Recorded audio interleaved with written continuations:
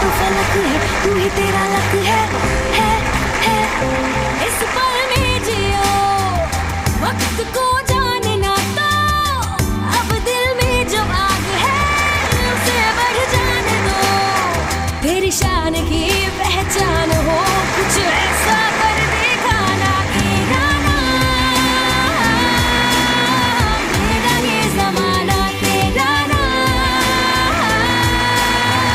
मेरा ये ज़माना। नमस्ते, मैं नागपुर में राय सोनी इंस्टीट्यूट में आकर I am very happy, I am grateful. आज का विषय जो हमने चुना है कि young Indians and their young and new India, इसके बारे में we have gathered some introductory things. Actually जिस तरीके के इंडिया मैं चाहती हूँ वो ये होना चाहिए कि सबसे ज़्यादा हमारे यहाँ अनएम्प्लॉयमेंट को दूर किया जाए, एम्प्लॉयमेंट हो, एजुकेशन हो और गरीबी दूर हो। I want a big change in a judicial system. Like it should be secure to everyone. It should be a secure place for every woman to roam around. Even it's a 1 a.m. or 2 a.m. जो हमारा देश है वो कृषि प्रधान देश है, तो यहाँ पे किसान दिन पे दिन हम देखते हैं कि आत्महत्या करते जा रहे हैं। तो मैं चाहता हूँ कि कृषि को भी जो यूथ है वो एज अपना एम्प्लॉयमेंट देखे और वो इसमें जाए। आने वाले 10 सालों में मैं ऐसा भारत देखना चाहती हूँ जो इमोशंस के साथ नहीं चले, जो वैल्यूज़ और एथिक्स के साथ में सच्चाइयों से रूबरू होते हुए आगे बढ़े। As soon as we work for the nation and not for ourselves, जो कि अभी इंडिया के almost every the youth or the old people उनकी mentality है कि they work for themselves first and then for the nation. So of course I would like to see that change in mentality. मेरे हिसाब से भारत ज़्यादा clean होना चाहिए और ज़्यादा रूल्स होने चाहिए एनवायरनमेंट प्रोटेक्शन के लिए। सांप्रदायिक दंगे से मुक्त भारत हो और जहाँ लैंगिक समानता हो, जहाँ पुरुष और स्त्री में भेद ना हो। समझा आपने क्या आज का युवक चाहता है अपने देश से, अपने आप से। आई एम श्योर आप लोगों में से भी आपकी बहुत सी आकांक्षाएं होंगी, इच्छाएं होंगी कि आपका देश भारत कैसा हो, आज आप युवा लोगों का, युवकों का भविष्य कैसा हो। आपके भी मन में बहुत से प्रश्न होंगे, आज हम उन सब प्रश्नों पर चर्चा करेंगे। लेकिन जब आज़ादी हमको मिली 1947 में और हमने पहला गणतंत्र दिवस 26 जनवरी 1950 को मनाया, क्योंकि आज़ादी से लेकर के और उस समय तक हमें 2-2.5 वर्ष लगे अपना संविधान बनाने की और संविधान को पारित करने की समय लगा। जो एक दीदी फिल्म 1959 में रिलीज़ हुई, उसमें गाना है हमने सुना था एक है भारत। क्या समझते हैं वो जो कहते हैं कि आखिर में मास्टर जी ने कहा कि सदियों की ये भूख और जिल्लत जाते जाते जाएगी और एक दिन में ये कैसे जाएगी। सर मुझे लगता है हम आज भी वही हैं, क्योंकि इंडिया पूरे वर्ल्ड में ऐसा रिप्रेजेंट होता है कि it's unity in diversity, but youth के एजुकेटेड होने का भी नेशन को कुछ फ़ायदा नहीं हो रहा है, क्योंकि सोच मेंटालिटी जो है अभी भी वही पुरानी है। सर हम यूथ को हमारे पेट से ज़्यादा है ना, हमारे अस्तित्व के लिए ज़्यादा लड़ाया जा रहा है। मतलब हम किस कम्युनिटी से और किस रिलीजन से बिलोंग करते हैं, यह सब चीज़ें मायने कर रही है। तो गाने में एक और भी बात उसने कही, उस बच्चे ने पूछा अब तो देश में आज़ादी है, अब क्यों जनता फरियादी है। तो ये बड़ी, मुझे भी ये गाना देख करके बड़ा अचरज हुआ कि जो बातें जिस वक़्त आज़ादी के समय में थी वो आज भी ज्यों की त्यों हमारी तरफ मुंह बा के खड़े देख रही है। और यही एक कारण है, जितनी भी बातें उसमें देखने को हमें मिली उस समय भी थी और आज भी हैं, वही कारण है कि जो हमें और हमारे यूथ को, युवा को, देश को पीछे रखे हुए हैं, पिछड़ापन में लिए हुए हैं। हालांकि आज का विषय नहीं है, पर फिर भी इस पे मैं 1-2 मिनट लगाना चाहूँगा कि जब अंग्रेज इस देश में आए तब आपके देश की जीडीपी और आपके देश का इंटरनेशनल ट्रेड में भागीदारी लगभग 1/4 थी, 23% टू 25%। और कोई भी व्यक्ति इस देश के अंदर भूखा नहीं था, कोई बिलो पॉवर्टी लाइन नहीं था। ये पूरा रिकॉर्ड हमारे देश का नहीं, वर्ल्ड बैंक की जितनी इंस्टीट्यूशंस हैं उनके पास रिकॉर्ड आज के दिन भी है। लेकिन चलो माना कि ब्रिटिश लोगों ने तो अपना स्वार्थ साधा। उन्होंने हमारे यहाँ से जो मैन्युफैक्चरिंग कैपेबिलिटीज़ थी उनको ख़त्म किया, यहाँ का रॉ मटेरियल बाहर भेजा, अपने देश में लेके हमें फिनिश प्रोडक्ट्स खरीदना पड़ा। जो हमारा ट्रेड सरप्लस होता था उस समय में, उसको भी उन्होंने इंग्लैंड में पैसे रखते चले गए। इस तरह से उन्होंने यहाँ का पूरा एक प्रकार से धन धान्य यहाँ से लेके अपने देशों में लेके गए। लेकिन उसके बाद क्या हुआ? अब आज पिछले 70 वर्षों की बात के लिए तो हम उनको दोषी नहीं ठहरा सकते हैं, लेकिन इतनी आज़ादी के बाद भी वही बातें, वही चीज़ें चली आ रही हैं। मैं कहता हूँ, मैं समझता हूँ कि हम सब जिम्मेवार हैं। मैं ये नहीं कहता किसी अकेले पॉलिटिशियन को जिम्मेवार नहीं ठहराता, हम सब जवाबदार हैं, हम सब जिम्मेवार हैं, क्योंकि भ्रष्ट राजनीतिक को चुनते हैं तो भी हम ही चुनते। और जिस समय सामंतवाद था, जब राजाओं का राज था, तब कहावत होती थी कि यथा राजा तथा प्रजा, जैसा राजा होगा वैसी प्रजा होगी। लेकिन गणतंत्र में तो उल्टा हो गया, यथा प्रजा तथा राजा। हम ही जवाबदार हैं। और जो भ्रष्टाचार उस समय था वो चलता चला गया। इसके अलावा और भी बहुत सी गलतियां हुई, एक के बाद एक गलतियां हुई। लेकिन आज छोड़ें उन बातों को। आज आप युवा हैं, आप ये हॉल भी भरा है और इस देश में लगभग 40% से ज़्यादा आज के दिन आप लोग 24 साल की उम्र से कम के लोग हो। तो मैं समझता हूँ कि किसी को दोष देने की बजाय, किसी को जिम्मेवार ठहराने की बजाय मैं क्या कर सकता हूँ या हम क्या कर सकते हैं, अब में से कौन बताएगा कि आप क्या करेंगे अपने लिए, अपने समाज के लिए? क्योंकि मैं तो जहाँ भी जाता हूँ वहाँ पे लोग अपेक्षा करते हैं कि मुझे नौकरी मिले, सरकारी नौकरी मिले। मैं पढ़ाई क्यों कर रहा हूँ यहाँ? अगर मैं ये प्रश्न पूछूँ आपको कि आप ये पढ़ाई क्यों कर रहे हो, इतना अपने माता पिता का पैसा खर्च कर रहे हो, सब कुछ कर रहे हो, अपना समय लगा रहे हो, तो 70% 80% लोग ये कहेंगे कि मैं नौकरी करना चाहता हूँ या नौकरी करना चाहती हूँ। और सरकारी नौकरी मिल जाए तो सोने पे सुहागा। और फिर कहेंगे कि सर सरकारी नौकरी में रिजर्वेशन है और ये है और वो है, वही फिर लड़ाई में घुस जाएंगे, फिर एक दूसरे को ब्लेम करना शुरू कर देंगे। पर मैं क्या कर सकता हूँ खुद के लिए, ये आप बताइए।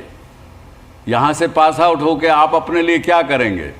पहले जो प्रॉब्लम्स अपने सराउंडिंग चल रहे हो, मैं वो ढूंढने की कोशिश कर रहा हूँ। 2-3 प्रॉब्लम्स मिले, जैसे कि पहला हो रहा है ये स्मोकिंग का। उस पर मैं ट्राई कर रहा हूँ कि कुछ मतलब ऐसा इंस्ट्रूमेंट क्रिएट किया जाए जिससे कि उनकी हैबिट धीरे धीरे कम हो, सिगरेट पीने की, स्मोक करने की आदत छूटे। Yes, very good.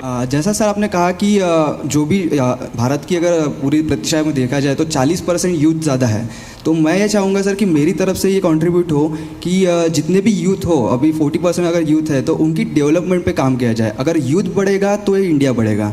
सर इन नागपुर मैं एक सोशल ग्रुप चलाता हूँ जिसका नाम यूथ मूवमेंट है। हाँ, जिसके उसको आगे बढ़ाएंगे। यस सर, उनको आगे बढ़ाएंगे। वेरी गुड, बहुत अच्छा, वेरी गुड। मेरा विजन ये है कि यहाँ से निकलने के बाद मैं खुद का एक NGO स्टार्ट करूँगा जो अंडर प्रिविलेज स्टूडेंट्स को, अंडर प्रिविलेज लोगों को जो सड़क पर रहते हैं या जिनको ABCD से लेके 1 2 3 कुछ भी नहीं पता, उनको सर एजुकेशन इम्पार्ट करूँगा। क्योंकि जैसे हमारे प्रधानमंत्री जी ने कहा, पढ़ेगा इंडिया तभी बढ़ेगा India. Very good, very good. Institute of money education एक ट्रेनिंग एंड डेवलपमेंट की मैंने अभी शुरुआत की है। उसमें मैं इकोनॉमिकल लिटरेसी यानी अर्थ साक्षरता ये सब्जेक्ट में पिछले 3-4 साल से उस पर बहुत काम किया मैंने। जो यूथ है, किसको सिखाते हैं इकोनॉमिक लिटरेसी? हर एक कैटेगरी के लोग आते हैं और उसमें जो इंटरप्रेनर बनना चाहते हैं या अपना खुद का बिजनेस बनना चाहते हैं, करना चाहते हो, चाहे जॉब करने वाले भी कुछ लोग आते हैं इसमें। और ये सिखा दो कि हम कैसे अमीर बने और उसके साथ अपनी जो इंटेलेक्चुअल प्रॉपर्टी अपने अंदर क्या है, हर एक के अंदर एक इंटरप्रेनर छुपा हुआ है, तो उसको कैसे बाहर निकाले। वेरी गुड, बहुत अच्छा काम कर रहे हैं, बहुत अच्छा। हम लोग कृषि विधान देश है, तो फार्मर्स को इंपॉर्टेंस नहीं मिल रहा है, फार्मर्स की डेथ हो रही है। So I am addressing those two very important problems. First of all I am working with NGO named Renovatio, जो हम लोग पूरे कॉलेजेस में हर क्लासरूम में ऐसे सेमिनार्स कंडक्ट करते हैं which helps you evolve and enlighten your future. So वो it is not related with technical field, it is not at all related with anything that is taught in school. आपको सबको क्या लगता है कि कोई ना कोई NGO बनाना या NGO में काम करना आवश्यक है? आप क्या अकेले हम नहीं कर सकते? No sir, not necessary. ज़रूरी नहीं है कि बस एक NGO बन के या गवर्निंग बॉडी बन के हम कोई चीज़ को चेंज लाए, बट हम अगर खुद को ही अगर एक सर्कल है, एक फ्रेंड सर्कल बनाए जिसके अंदर हम सेम टॉपिक शेयर कर रहे हैं और बाद में उसे एक पिटिशन के थ्रू जैसे। वेरी गुड, ये बड़ी अच्छी बात कही कि you can make a group of friends, you can start doing some activity, you can make a difference. एक तो हम लोगों को मतलब मुझे खुद करप्शन को सपोर्ट नहीं करना चाहिए, तो अगर मैं इस हॉल के बाहर निकलूँगा तो मैं करप्शन को सपोर्ट नहीं करूँगा। जो भी गलत हो रहा है उसके लिए खुद से स्टैंड लूँगा। और मतलब लेकिन मैं एक बताऊँगा आपको, एक राय दूँगा, करप्शन के अगेंस्ट स्टैंड लेना बड़ी अच्छी बात है, लीजिए, लेकिन इकट्ठे मिलके लीजिए, कुछ एक ग्रुप बनाइए तब लीजिए, नहीं तो ये करप्शन का जो जानवर है ये इतना गहरा और बड़ा हो चुका है, इतना बड़ा मॉन्स्टर बन चुका है, अगर अकेले आप करेंगे तो ये आपको खा जाएगा, आपको दबा देगा, कुचल देगा। इसलिए ग्रुप बनाइए, ग्रुप बना के कहीं करप्शन दिखे उस आदमी के खिलाफ लड़ाई लड़िए। सर, मैं रेप करने वालों की सज़ा में और स्ट्रिक्ट लाना चाहूँगी। आप क्या सज़ा देना चाहेंगे? ये तो कानून बनाना तो सरकार का काम हो गया। सर, पर जिस तरह अदर जितने भी देश है उन सब में तो बहुत ज़्यादा स्ट्रिक्ट है हमारे इंडिया के मुकाबले में, जो भी कानून है रेप करने वालों के। ठीक है, पर एक इसको दूसरे तरीके से भी सोचिएगा कि यदि आप अपने कुछ 10-15 लड़कियां, महिलाएं इकट्ठी हो जाएं, आप 10 लड़कियां अगर यहाँ इकट्ठी हो जाएं और नागपुर के अंदर एक ऐसा प्रचार करें मिलजुल के कि किसी को डरने की ज़रूरत नहीं, कोई आदमी रेप कर नहीं सकता, औरत कमज़ोर नहीं है, औरत बड़ी सशक्त है, और हम मिलजुल करके जो भी कोई ऐसा नीच कर्म करेगा उसको करने ही नहीं देंगे। ये ताकत लाइए, महिलाओं के अंदर ये ताकत आनी चाहिए, और ताकत है आप लोगों में। और यहाँ मुझे आज खुशी है कि यहाँ पे 50% से ज़्यादा गर्ल्स बैठी हैं। आपके अंदर जितनी ताकत है आदमियों में ताकत नहीं है। वो किसी आदमी को देखा 9 महीने बच्चा पेट में पैदा कर रख सकता है क्या? इतनी पीड़ा, इतना तकलीफ, वो सहन शक्ति जब स्त्री में है और पावर भी है आपके अंदर, उसको पहचानिए, उसको जागरूक करिए, ये आपको प्रार्थना करूंगा। देखिए, इसी प्रकार से आज मेरे बीच में मैं आपको मिलाने के लिए लाया हूँ, मोटिवेशनल स्पीकर हैं हमारे साथ, फ्लाइट लेफ्टिनेंट शिवाली देशपांडे। ये आर्मी से रिटायर हो चुकी हैं और देखिए क्या क्या काम करती हैं। आप वेलकम करिए शिवाली देशपांडे जी को। थोड़ा संक्षिप्त में बताइए कि आपने जो आप कर रही हैं, क्यों कर रही हैं, कब शुरू किया, किससे प्रेरणा मिली और क्या कर रही हैं आज के दिन? मैं भारतीय वायुसेना में थी। 97 में मैंने कमीशन पाया भारतीय वायुसेना में। मैं एयर ट्रैफिक और फाइटर कंट्रोलर इस ब्रांच में थी। क्योंकि वो बहुत पहले से साल थे जब महिलाओं को भारतीय सेनाओं में लेना शुरू किया था। तो मेरा जो कमीशन था वो शॉर्ट सर्विस कमीशन था। मैं 5 साल तक ही एयरफोर्स में थी। उसके बाद मैंने अपने पिताजी को उनके काम में ज्वाइन किया था। मेरे पिताजी कर्नल सुनील देखिए, इनके पिताजी की कहानी सुनिए। जो लोग खासकर घर में बैठे हुए इस कार्यक्रम को देख रहे हैं, उन्होंने केवल एक प्रहार फिल्म देखी, नाना पाटेकर का उसमें एक सर्विसमैन का रोल देखा और उससे प्रेरित होकर के उन्होंने प्रहार समाज जागृति संस्थान बनाया। और क्या बनाया उस फिल्म में भी, अगर आपको किसी को याद हो तो, एक सैनिक जब कमीशन पा के घर आता है, वापस गांव में वापस आता है, तो देखता है कि समाज के अंदर अलग अलग तरह के ईविल्स, बुराइयां, तकलीफ़ें, करप्शन सब घुसा हुआ है। और एक वो सैनिक किस प्रकार से अपने गांव को, अपने देश को ठीक करने का प्रयास करता है, वही काम इनके पिताजी ने शुरू किया और शिवाली जी ने उस काम को आगे बढ़ाया। आज ये और इनकी माँ निस्वार्थ इस काम को कर रही हैं। और मुझे बताया गया कि क्या 50,000 के करीब आप युवकों को ट्रेनिंग दे चुके हैं? जी बिल्कुल। हम हर साल बच्चों के शिविर लगाते हैं हमारे कैंप साइट में, जहाँ पर हमने मिलिट्री के जो ऑब्स्टिकल्स होते हैं वो ऑब्स्टिकल्स हमने कंस्ट्रक्ट किए हुए हैं। वहाँ पर हम बच्चों को ये सिखाते हैं कि आप अगर ऑन ग्राउंड ऑब्स्टिकल्स अगर पार कर सके, हर्डल्स अगर आप पार कर सके, तो आपकी ऐसी मानसिकता बन जाती है कि ज़िंदगी में आपको अगर ऑब्स्टिकल्स आते हैं तो आप उन्हें भी बहुत आसानी से पार कर जाएंगे। Very good. और हमारी संस्था का यही विचार है कि दुर्गुणों का हनन, सुख शांति का आगमन, अनुशासित साहसी जीवन, सचेत समाज का गठन, नैतिक मूल्यों का पालन, बंधुभाव का आचरण, राष्ट्रभक्ति का चिंतन, हम सब हिंदुस्तानी करेंगे जागरण। Very good. आपको 1993 में रिपब्लिक डे परेड में आपको सम्मानित किया गया जी। कैसा लगा उस समय आपको? तब तो बहुत आप एकदम युवा और उस एज की होंगी।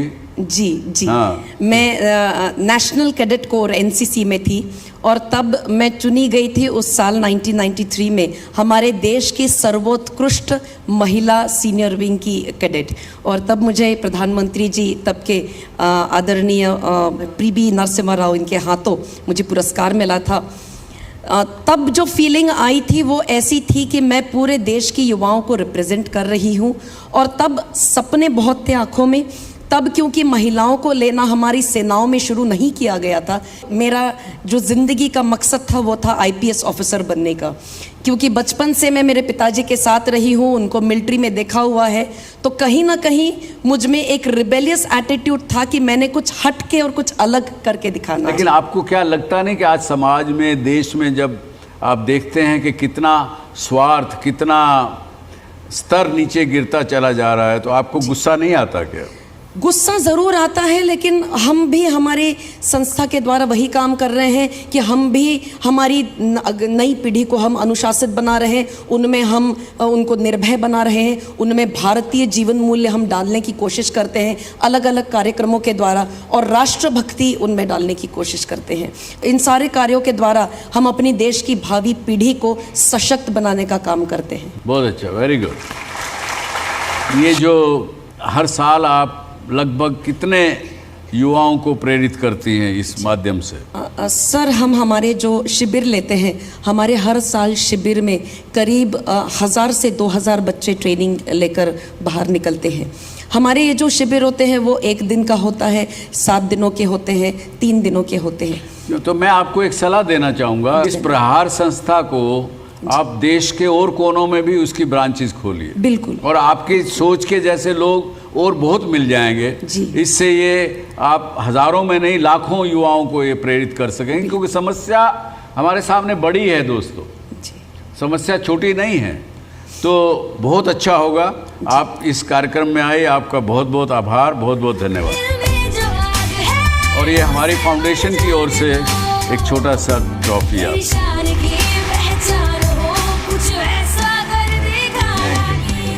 स्वामी विवेकानंद ने कहा that a brave, a frank, a clean-hearted, courageous and aspiring youth is the only foundation on which future of a nation can be built.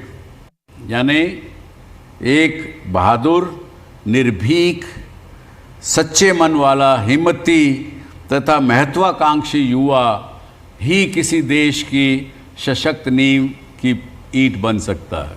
आपको ज़रूर कुछ ऐसे लोग अपने आसपास देखने को मिलते होंगे।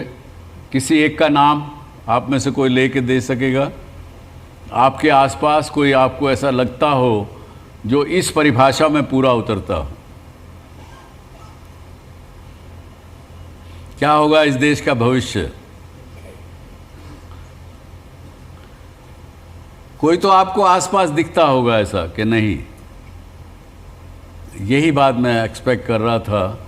इसको कैसे बनाया जाए, कैसे जो आज इस इतने बड़े हॉल में हम एक भी आदमी को नहीं गिन सके, ये इसके भी कारण हैं। जो कारण हम जिस बात को लेके कार्यक्रम शुरू किया था कि आपस में भेदभाव, आपस में लड़ाई, आपस में एक दूसरे के प्रति ईर्ष्या, अपने गलती को स्वीकार नहीं करके बाहर दूसरे के ऊपर कुछ ना कुछ लादना, और सबसे बड़ी बात जो हमारे राजनेताओं ने हमारे साथ गलत की, जिसको हम गलत नहीं मानते हैं, आज भी देश गलत नहीं मानता है, और जिसका परिणाम है कि आज हमारे पास एक भी ऐसा आदमी आज हम नाम नहीं ले सके। उसका सबसे बड़ा कारण क्या? एक सिंगल कारण है सर, एक ही बात है जो इस पूरे पॉलिटिक्स को ख़राब करती है कि सबको बड़ा बनना है और सबको मशहूर होना है। मेरे एनालिसिस के हिसाब से मैं जितने भी पॉलिटिक्स पर्सन को देखता हूँ, सभी को बड़ा बनना है और सभी को मशहूर होना है। किसी को ये नहीं देखना, कोई ये नहीं देख रहा है कि आगे वाली बच्ची मर रही है, आगे वाली पार्टी भी उसको पॉलिटिक्स बना रही है। तो मेरा आज का आपको सबको एक यही मैसेज है, जब मैं कहता हूं कि बहादुर, निर्भीक, सच्चे मन वाला, हिम्मत वाला और महत्वाकांक्षी युवा यदि मन बना ले, यदि आप लोग इकट्ठे हो जाएं, तो मेरी समझ से कोई भी व्यक्ति इस देश को कमज़ोर नहीं बना सकता। जैसा कि आपने कहा, वो लोग बना रहे हैं, स्वार्थ के लिए बना रहे हैं। मैं समझता हूँ कि ज़रूरत है आज के दिन, और आज पहले से और भी ज़्यादा, क्योंकि मैं समझता हूँ कि जब लोगों ने देश की आज़ादी की लड़ाई लड़ी गई, उस समय किसी ने नहीं सोचा, किसी ने नहीं पूछा कि मुझे क्या मिलेगा इसमें, मैं क्यों जेल जाऊँ, मैं क्यों कोड़े खाऊँ, मैं क्यों अपने परिवार से अलग हूँ, मैं क्यों फांसी चढ़ूँ। उन्होंने नहीं पूछा। लेकिन आज हम कुछ भी चीज़ करते हैं तो हम पूछते हैं मेरा क्या, मुझे इसमें क्या मिलेगा। ये जब तक हम नहीं छोड़ेंगे तब तक हम एक दूसरे को दोषी ठहराते रहेंगे, कुछ हल नहीं निकलेगा। और मेरी आप सबसे एक हाथ जोड़ के प्रार्थना है कि आप युवा अगर इकट्ठे होंगे इस देश के, तो इसमें बहुत कुछ ठीक किया जा सकता है। और हमारे बीच में ऐसे लोग हैं जिनके साथ प्रेरित होकर आप ये काम को कर सकते हैं। मेरे बीच में है एक चेंज मेकर, आपके बीच के ही राम जी इंगोले, ये फाउंडर हैं विमला आश्रम के, और इनके ये क्या क्या काम करते हैं लोगों के लिए, इंक्लूडिंग बच्चे, गरीब बच्चों के साथ काम करते हैं और इंक्लूडिंग सेक्स वर्कर्स के साथ भी काम करते हैं। लेट्स वेलकम श्री राम इंगोले जी। आप बताइए किस प्रकार की कठिनाई अब आ रही है? शुरू में तो बहुत कठिनाई आई होंगी, अब किस प्रकार की कठिनाइयाँ तो आते ही रहती है, और अभी भी कठिनाइयाँ हैं, पहले भी थी। अभी की जो कठिनाइयाँ हैं वो अलग तरीके की है। आज कठिनाइयाँ सरकार की ओर से आ रही। अब सरकार की ओर से आने ऐसा कि जब एक सपना देखा था कि ऐसे बच्चों को उस माहौल से उठा के उन्हें भी पढ़ा लिखा के इस सभ्य समाज में लाके खड़ा कर दूंगा। और वो काम को जब शुरू किया उसमें तो यशस्वी हुआ। मुझे आप सबको बताते हुए बहुत ही गर्व महसूस होता है कि उन बच्चों को लेके जो सपने देखे थे कि उन्होंने बहुत अच्छा पढ़ना चाहिए, पढ़ के समाज में अपना स्थान बनाना चाहिए, वो तो हुआ। और उसमें से इस मंच पे बताने में मुझे बहुत ही गर्व महसूस होता है कि उसमें से कुछ बच्चियाँ इस कॉलेज की स्टूडेंट रही और वो यहाँ से इंजीनियर बनी। Very good, very good. तो ये तो सिलसिला चलते रहा, बहुत कठिनाइयाँ आते गई, वो चली भी गई। उन कठिनाइयों को दूर करने के लिए देखिए इनकी बात से आज अभी उनकी आंखें नम हैं बताते हुए, पर फिर भी हिम्मत और हौसला, ये कठिनाइयाँ पहले भी थी, आज भी हैं, आगे भी होंगी, लेकिन मैं रुकूंगा नहीं, मैं टूकूंगा नहीं। हाँ, ये बहुत अच्छी बात आपकी। आप में से कोई प्रश्न? इंगोले जी से मेरा यह प्रश्न है कि सर आपने बोला कि कठिनाइयाँ हैं, थी और आते भी रहेंगी, पर मैं यहाँ पे ज़्यादातर युवा हैं, स्टूडेंट्स हैं, मैं ये पूछना चाहती हूँ बीइंग एज अ फैकल्टी कि सर उसका उन कठिनाइयों से लड़ने का मूल मंत्र आपके पास क्या है? आपकी उस समय क्या सोच आती है जो आप वो कठिनाइयों को दरकिनार कर देते हैं, किनारा कर देते हैं और आगे बढ़ते हैं? बहुत अच्छा प्रश्न है कि उन लड़ाइयों, उन कठिनाइयों से दूर करने का क्या मूल मंत्र है आपके पास? मैं तो सबसे पहले ये मानता हूँ कि मैंने जिस काम को शुरू किया वो मेरी अंतर्मन से शुरू किया, मतलब वो मेरी इच्छा थी। आपकी अपनी इच्छा से? मेरी अपनी इच्छा से शुरू किया और मेरी अपनी इच्छा थी। तो मैं हमेशा मानता हूँ, मेरे साथियों को मैं हमेशा बोलता हूँ कि मैं बहुत ही ज़्यादा स्वार्थी आदमी हूँ। क्यों कि मैं सबसे ज़्यादा महत्व मेरे इच्छाओं को देता हूँ, और इन इच्छाओं में मेरे मन में वो इच्छा आई कि इन बच्चों को भी कल मेरे समाज में आके खड़े रहने की वो हो, और उस इच्छा को मैंने सपनों में देखना शुरू किया। और जब मुझे सपने देखे तो मैंने उसको प्रत्यक्ष में लाने के लिए कोशिश की। तो मुझे ऐसा लगता है कि वो जो अंतर्मन से अगर कोई इच्छा आती है और उसके पीछे हम लोग पूरे दिलो जान से लगते हैं, कंटिन्यूस चिंतन करते हैं, तो आप ही आप रास्ते मिलते हैं और मुझे मिलते गए। तो मुझे इस मुकाम पे जाने के लिए जो मेरी आंतरिक इच्छा थी कि मेरे बच्चे ऐसे ही होने चाहिए, मेरे बच्चे वैसे ही होने चाहिए, और उसके लिए मैं लगा रहा। और उस समय मैं जब पूरी 100% रात दिन वही सोचते रहा तो मुझे रास्ते मिल गए। और मैं तो उन्होंने ये कहा कि इस कदर तक इन्होंने उसको अपनाया कि उसको अपना स्वार्थ मान लिया। ये कहा कि ये मेरा अपना काम है, मेरा अपना स्वार्थ है, और उसको सोचा, उसी को पिया, उसी को खाया, उसी पे जागा, उसी पे 24 घंटा काम किया, तो रास्ते खुद बनते चले गए। आप जो काम कर रहे हो सर, बहुत अच्छा काम कर रहे हो, और इसमें आपको जो फंड्स मिलते हैं वो भी बहुत कम मिलते हैं, और जो आप जिस कठिनाइयों से ये काम कर रहे हो उसमें भी आपने काम बहुत अच्छा कर रहे हो। पर जो गवर्नमेंट की स्कूल्स होती है, जो कॉलेजेस होते हैं, उनको फंड्स बहुत ज़्यादा आता है, उनके पास सारी चीज़ें होती है, तभी भी वो उतना अच्छा एजुकेशन प्रोवाइड नहीं कर पाते हैं। तो आप इसके लिए क्या कर सकोगे सर? वो नहीं कर पाते, ये तो उसके लिए मैंने आज तक कभी नहीं सोचा कि वो क्यों नहीं कर पाते। ये इस देश का सिस्टम बहुत ही विचित्र है, मैं नहीं बोल पाऊँगा, और मैं कोई विचारवंत भी नहीं हूँ, कभी मैंने वो साइड में सोचा भी नहीं। देखिए, ये इससे भी शिक्षा लीजिए। इन्होंने कहा देखिए, जो मेरा काम नहीं है, जिसके अंदर मैं दखल नहीं दे सकता, उसको सोच के क्या फ़ायदा। केवल और केवल मैं उसका बुराई करूंगा, ये कहूंगा 10 लोगों में, अरे देखो हमारा सिस्टम खराब है, अरे देखो ये हो रहा है, अरे इतना हो रहा है, उससे क्या लाभ है? कुछ मिलेगा नहीं। हाँ? मैं आपको यहाँ एक बात ज़रूर बताना चाहता हूँ। हाँ। और मुझे वो बताते वक्त बहुत खुशी भी होगी कि जैसे आपने कहा कि संघर्ष में से शुरू किया, सही बात है, किया। वो इतना संघर्ष रहा कि सबसे पहले जब मेरे दिमाग में यह आया और मैंने इस काम को शुरू किया, तो सबसे पहले मेरे माँ बाप ने मेरे को घर के बाहर कर दिया, सारे रिश्तेदारों ने, पड़ोसियों ने भगा दिया, और मैं अपने बच्चों को लेके और कहीं रहने लगा। लेकिन आप सबको बताने के लिए मेरे पास खास कि उस विचार को सपोर्ट करने वाले भी धीरे धीरे आज इतने ज़्यादा हो गए कि अभी मुझे पैसों की कमी नहीं पड़ती। Very good. जब भी आपने बोला था, सच्चाई के साथ लोग जुड़ना चाहते हैं, सच्चाई के साथ लोग सहयोग करना चाहते हैं, हर एक के मन में है कि मैं कुछ करूं, लेकिन दिशा नहीं मिल पाती है। तो यही एक कारण है मेरा ख्याल से। पर आपको बहुत बहुत साधुवाद, बहुत बहुत बधाई, शुभकामनाएं, और एक हमारे सच फाउंडेशन की ओर से एक छोटी सी ट्रॉफी की भेंट। तो दोस्तों आइए अब इस समय को ना गंवाएं, हिम्मत से, उत्साह से आगे बढ़ें।